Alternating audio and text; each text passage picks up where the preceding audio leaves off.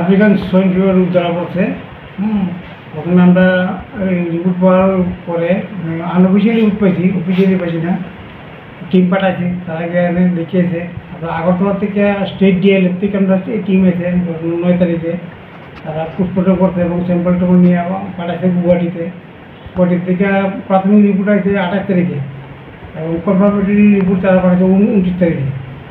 তারপরে গভর্নমেন্ট এটা নোটিফাই করছে যে 1 কিলোমিটার এরিয়া সব শুকর মাল হইব, কালি হইব।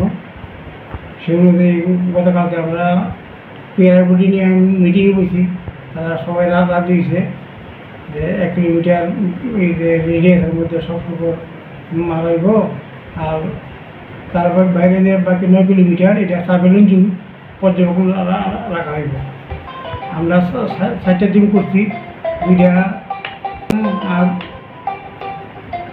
2টা কালিংয়ের লেগে আর 2টা সার্ভেলেন্সের লেগে টিমগুলি আছে কাজ করছে। একটা টিমে ফার্মে গিয়েছিল 12টা বাজে, আর একটা টিম এখনো আসে নাই, আসলে বলা যাবে কথা হয়েছে।